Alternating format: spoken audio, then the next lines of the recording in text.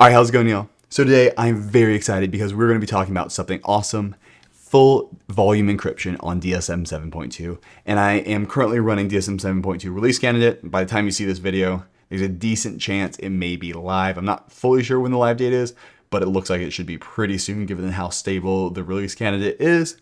And for people who have seen my most recent video on DSM 7.2 betas, full volume encryption, they know that there was a massive flaw and I was really worried about it.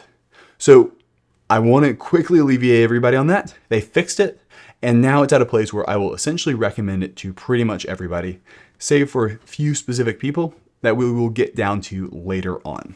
So first off, what was the issue with full volume encryption that I was alluding to earlier? So previously on the DSM 7.2 beta, full volume encryption would not flush the encryption keys if you did a soft reset on the NAS, meaning that anybody with a little toothpick or any of those devices could soft reset the NAS and then just change the admin password, and now they were into your encrypted data without having to have a clue about the encryption key or any other additional information on the NAS. They didn't have to know the admin password, anything.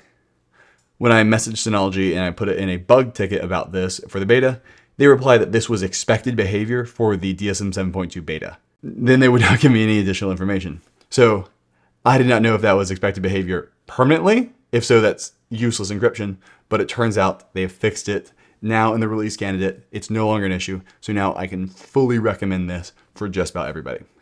All right, so now with that out of the way for everybody who just wanted to know that one piece, let's talk about what full volume encryption is. Full volume encryption is exactly what it sounds like. It is the ability to just encrypt an entire volume on your Synology NAS. And this has a bunch of great benefits over the previous version of encryption on Synology, which was shared folder-based encryption. So shared folder-based encryption felt like an afterthought. You had a limitation with the number of characters you could have in a path name. This is now gone with full volume encryption. You could not browse previous versions of BTRFS snapshots. If you had shared folder-based encryption, you had to clone to a new name to recover, made recovering such a pain. That's gone. You also had a worse performance overhead with shared folder-based encryption than full volume encryption. Another great thing. And finally, it was just kludgy. You had to add it after the fact. There was all this stuff you had to do to just make it a pain to work with. It was not a great setup, and I am so glad it is now just simplified. So now, full volume encryption is essentially just encryption, but without any of the downsides. There is still a small performance overhead that I've not been able to really find. I've not been able to see, at least in my limited testing so far. I've only got one box on DSM 7.2 release candidate, so I've not gotten the full performance overhead of it, but realistically, it's very small, especially with NASs with built-in encryption engines on any of the CPUs, which most of the NASs have at this point of the Plus models. And so there's so much stuff that's just made it so much easier. Now you don't have to worry about encrypting every single folder. You don't have to worry about the issues that you get with something like active backup for business. You have to encrypt it at a certain time. Now everything is now just encrypted exactly how you want it to be. It's also meant that keys are just easier to store. You now have just one key rather than n number of keys for all your shared folders. But it is not perfect in the eyes of some people, and we're going to talk about that here. So to summarize what full volume encryption is on Synology NAS, it is simply the ability to have a volume that is just encrypted. No ifs, ands, or buts. It is just encrypted and it just works. You don't have to deal with any of the limitations with regular shared folder-based encryption anymore.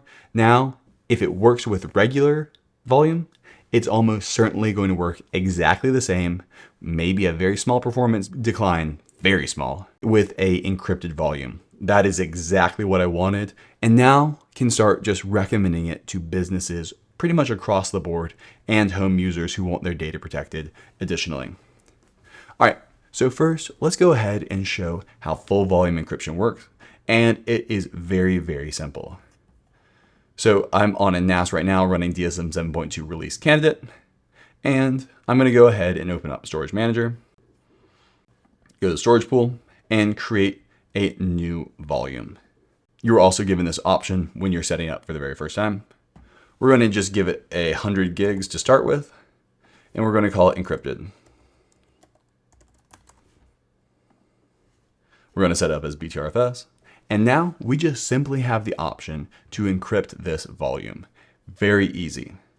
The very first time you set this up, it's going to initialize a localized encryption key vault, very similar to the way that the machine key vault worked on shared folder-based encryption. So you add a password to it, and it's also going to automatically download the encryption key as soon as you hit apply. This time it even goes a step further and says, hey, if this encryption key vault goes away, so something like you're doing a soft reset or anything like that, or maybe the encryption key, you're using a KAMP server and it goes out, you will lose everything. So it forces you to say, yes, I've received the recovery key and we'll keep it safe. So after that, it will now work and your key will automatically be in the downloads right there.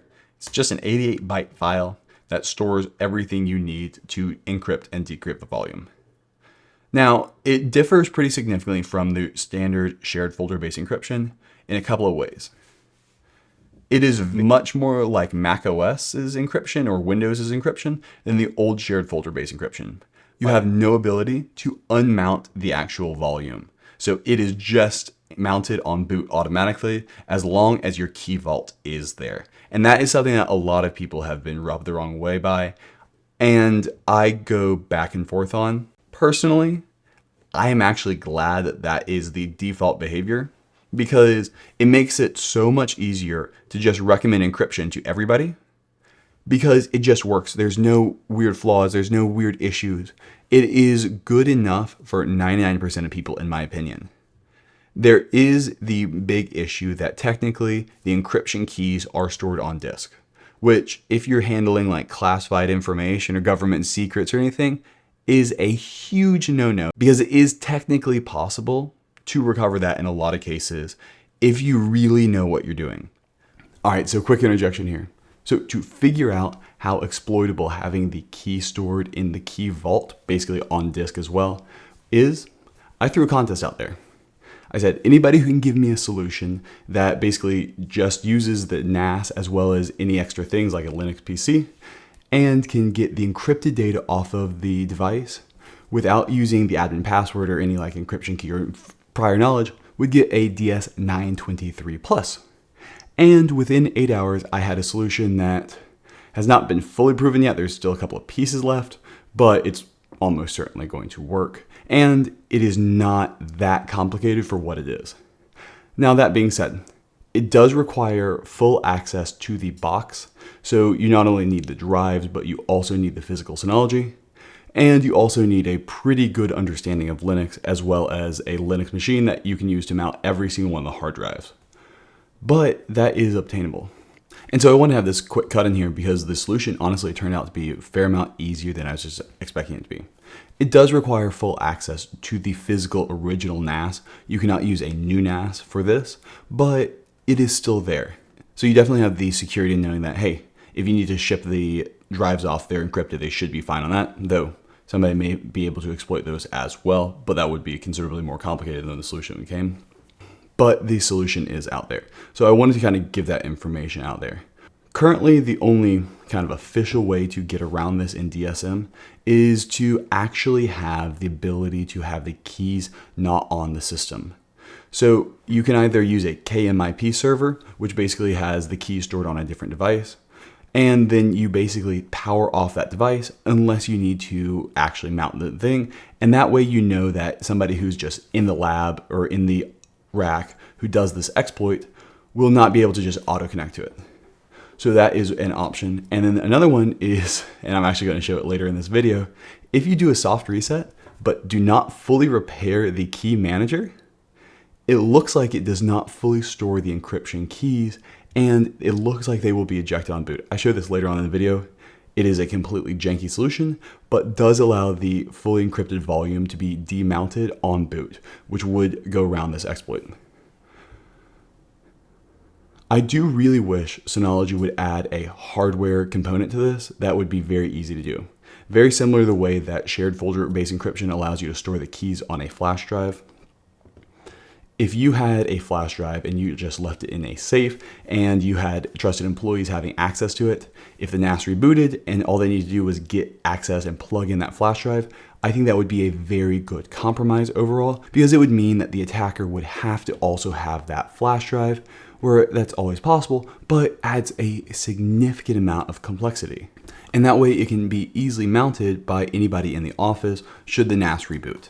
You're always trying to find a good common ground between security and actual usability. Because if you have a device that is so secure that nobody can effectively use it, it's not that useful. I do also want to touch on my still overall recommendation for full volume encryption. Overall, I'm still going to recommend full volume encryption, and I'm still very glad they did it. I think there are a couple of pieces they can add on there to get it across the finish line, like the ability to require the key at boot, just for those few users who truly have very, very, very sensitive information. The next level stuff that actually might be targeted by somebody breaking in to steal that information alone. So I wish they had the ability to demount those keys and only be able to decrypt the volume by uploading the key on boot. That would be the one real addition I would like to see this, just because that would bring it across the finish line for every single user who may want this.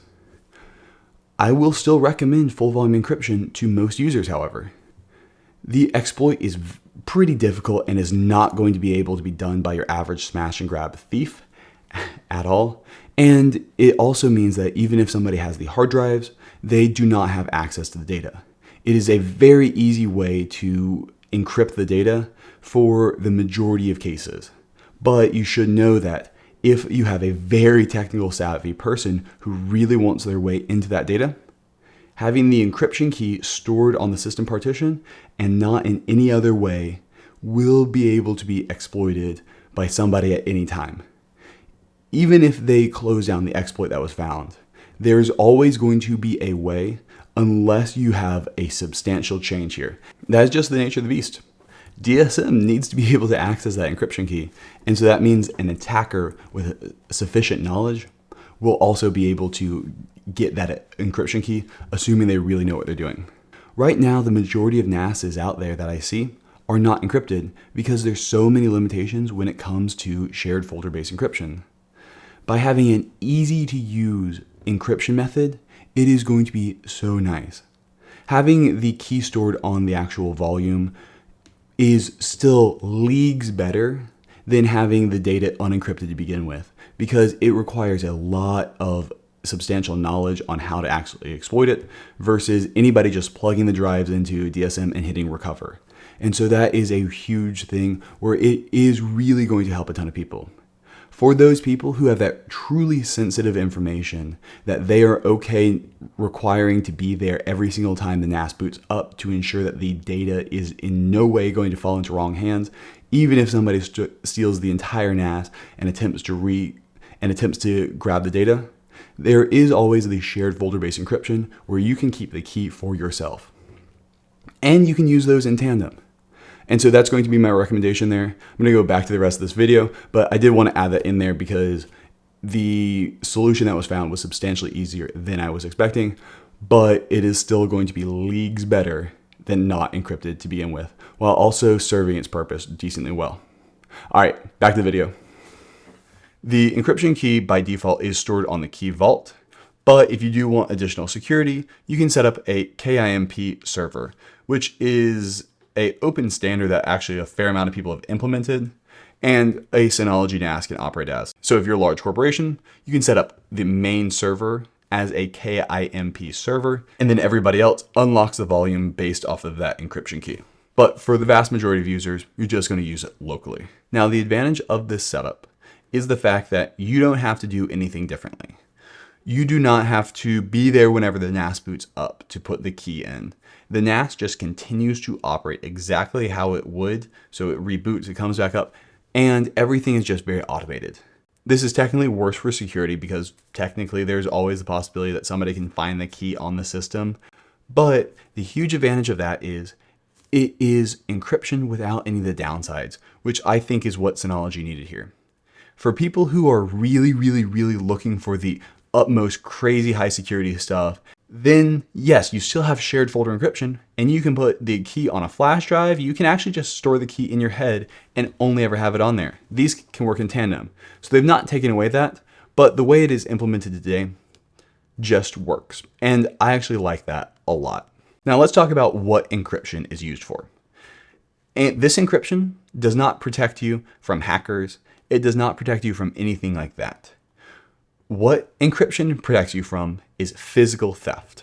So pretty much the reason you encrypt something like a hard drive on your computer or anything else is not so that people on the internet cannot hack into you. It does not do anything for that. What encryption does is it protects you from physical theft. So that means somebody breaking in, stealing your hard drives. Or if you ever have to RMA a drive, you can send it in without any worry because you know it's encrypted. As a side note, if you're on RAID 5, it's pretty much encrypted because they're only having a portion of the data required other than the system volume. But that way you can just sleep well at night knowing that even though you may have very sensitive tax information on one of those drives, nobody's going to be able to decrypt it. And that is what encryption is really used for. It is not meant to protect the NAS from the internet. It will not do anything for that. But what it will do is it will make sure that somebody who just steals the NAS or steals the hard drives will not be able to get in. And that's the real purpose. So now I'm going to quickly create a second volume and show you how it used to work. So this one's going to be not encrypted, and I'm not going to have it on there. And I'm going to show you how it worked with shared folder-based encryption and some of the big downsides that made it a huge pain to work with. So I'm going to create two shared folders, one on each.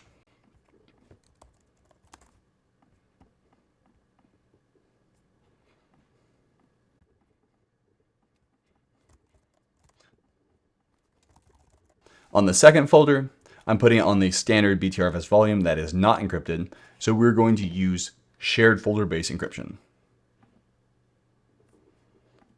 So we're going to select protect this shared folder by encrypting it. And we just type in a key here. And this is representing how encryption worked previously. It's going to download the key, very similar. Right now, we can see that both are mounted. We see that the shared folder-based encryption one has a few limitations associated with it. One, the name of a file or a folder cannot be more than 143 English characters. And there is going to be a performance hit. Both of them will have a performance hit, but the shared folder-based encryption has a larger performance hit. Once again, this is, in my experience, pretty negligible. Another limitation that we will have is the fact that if we set up snapshots on this, we will not be able to browse previous versions of files because the snapshots themselves will be encrypted. So that is another downside of the old shared folder-based encryption. And I'm going to show that here, that setting just does not exist once it installs. The advantage to the previous shared folder-based encryption was you can have it standby, and you can still use this, and I still use this for specific use cases. So if you want to actually use encryption to have additional protection from hackers, people who are actually accessing it, what you can do is you can actually mount it when you're not using it. Sorry, unmount it. So say I know I'm going to be gone, or this is a folder I very rarely use. For example, I have it set up where clients can send me the encryption key just in case they ever need it. So once again, these encryption keys are crucial for you to keep. You really need to make sure you've got access to them in case everything in the world goes wrong. And so for clients, I offer it where they can just send it to me. And that way, if they ever need it, we can hop back on Zoom. I can see their face. I'm like, yes, you are that person. And I can send them back the encryption key. That is very sensitive data that I do not want leaking out. And I very rarely need it. I'm only accessing it once a month, maybe. So what I will do with that is it is encrypted and I leave it unmounted constantly. So that way, even if somebody gets access to my NAS, who knows how, but even if somebody gets access to my NAS, they cannot access this folder. So if we go into File Station, that folder is just gone. And so that way you have additional protection. That is one real advantage of old shared folder-based encryption versus the full volume encryption. Another one is how the encryption keys are stored. So you have the option to use a KMIP server if you want to, but for the vast majority of people, the encryption key is the encryption key vault, which is stored over here locally, which has very little information. There's not a lot you can do here, and you cannot apply a password to it. So it is essentially stored locally, but you cannot choose where this location is. You can basically just say it's either going to be local or it's going to be on a KMIP server, and then you essentially have to trust this. The advantage of that is it always boots up. Whereas with shared folder-based encryption, you have the option to set up a key manager, but it is truly optional. You can set up on an external drive or the system partition. The system partition would kind of mirror the exact way you set up here anyway. And we can add in a shared folder-based encryption, and we can set up a specific cipher. There's a lot more options here, and we can enter it in there. So you have a lot more flexibility when it came to the shared folder-based encryption, and you can also have a auto mount there as well. So right there, the settings I just did there, where it's the machine key and auto mount, essentially mirror exactly how it works with the full volume encryption, but the full volume encryption is just a lot simpler to set up. So now let's go into snapshot replication and talk about one of the big downsides to shared folder-based encryption that is fixed on full volume encryption. So one of the greatest things about snapshots is the ability to have previous versions of files visible to employees by hitting the setting, make snapshot visible. This means that people can just recover their own files without having to contact the IT department. So instead of filling out a ticket and waiting days for everything to get solved, which a lot of people are just not going to do, they're just going to redo the work. If somebody deletes a file or corrupts something or wants to see previous version of a file, they can do it themselves. I'm going to take a manual snapshot to show it. But when we go into shared folder-based encryption, we do the exact same settings. We can see that snapshots are not able to be visible. That's because this is an encrypted folder. So when we look at file station with that, we can see that we have this great snapshot folder that allows us to see previous versions of files right here. It's awesome. It's a huge selling point because this is also read-only, so it's got great protection while also allowing people to easily go back to previous versions of files. If we look at the shared folder-based encryption, we don't have that because of the fact that we had to encrypt the BTRFS snapshots. And so for whatever reason, they could not decrypt the snapshots and put them in there. Instead, if we wanted to recover a file, we would actually have to go in to BTRFS snapshots. What you actually have to do is you have to go into recovery, shared folder encryption, recover, and clone it to a new name, or just straight up do it. It's a huge pain. And it's one of those really annoying things that makes it so much harder to recover and use these snapshots. That is one of the biggest downsides I tell clients when they're asking should they encrypt their data. Now, that's no longer there. Another one is just the simplicity of it all now. That's what I really like. You can set it up, you save that one key file and you're done. You know everything is encrypted and you know your data is secure from the vast majority of cases. If I do a soft reset on this NAS, encryption key is flush, you're good. And so that is a huge advantage of using full volume encryption versus shared folder encryption. Now let's talk about the behavior when we reboot the NAS. So I'm just going to restart it right here. And with shared folder-based encryption, unless you added the key to the key manager and had it start on boot, which is extra steps, what's going to happen is the folders are not automatically going to be mounted on boot. That is because it's waiting on you to go ahead and enter the key and get in there to add it. Now, this is not the case with full volume encryption. Instead, full volume encryption automatically and only will mount the volumes on boot. It will do that automatically, and there's no option that I'm aware of that will let you change that. For the vast majority of businesses, that is actually how I set it up anyway, because you don't want the boss to be out of town and now all the files are just inaccessible because there was a power outage.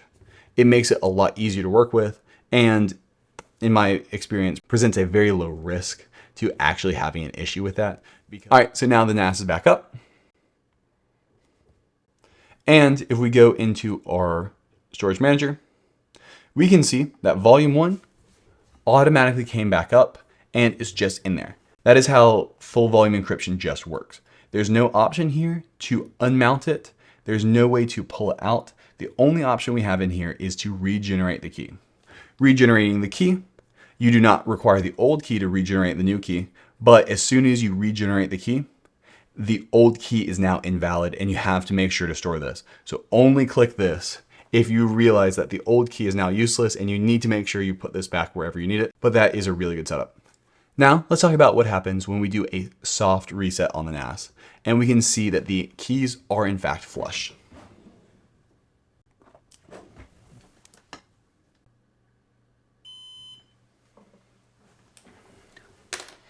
So what I just did there is I just held the reset button on the back of the NAS for, I think it's like 6 seconds, till you hear the first beep. What that's going to do is it is going to cause us to be able to reset the admin password as well as some other stuff. Soft resets are very useful because it allows you to very easily get into the NAS and do things like that. Let me mute it really quick while we talk here. So I soft reset the NAS, which means that the admin account is automatically set to no password. So I can do admin, no password, and I can get in. What this is useful for is this allows you to easily get back into the NAS if you need to. So say you forgot the admin password, or say you screwed up a networking configuration. The soft reset allows you to do all that without losing all of your data. So we can just reset the admin password.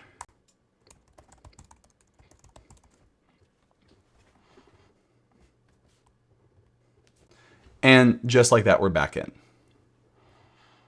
So theoretically, a physical attack could have done that. But now what has happened is we come in here. The volume 1 says it's critical. It was unable to automatically unlock. This was not true on the beta.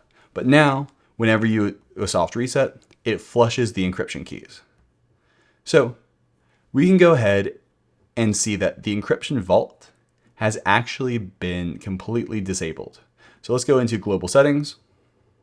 And we can see that our encryption vault was completely disabled.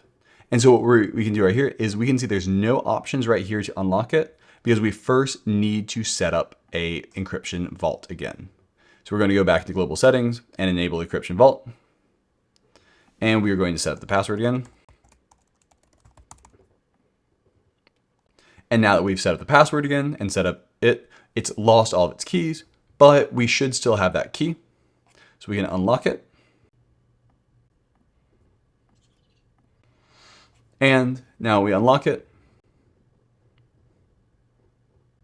We will see that our data is back and our shared folder should come back in there. But one thing I did not select was repair the key.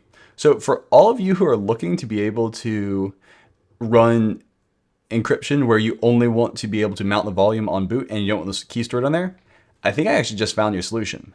This is not how it's supposed to work at all, but if that's really what you're focusing on, you can do that. Simply do a soft reset, basically destroy the encryption key, and then now every single time we reboot, it's not going to be able to do it because we did not repair the encryption vault. Interesting enough. We can repair it now though, and add back in that encryption key that we're missing so that way it automatically mounts on boot. And so now it will automatically mount back on boot. But that is a janky option that you can use if you need to. So that is how full volume encryption works on DSM 7.2. Overall, I'm quite happy with it. It gets around all the old limitations of shared folder-based encryption, so it's a great tool in the arsenal. I do wish that they had the option, if you wanted to not have the encryption key vault, and instead have always flush on reboot. I would not recommend that use case for 99.9% of users, but having that as an option would be good for people who really are wanting to make sure that there's no possible way and they're very worried about physical theft to an extreme.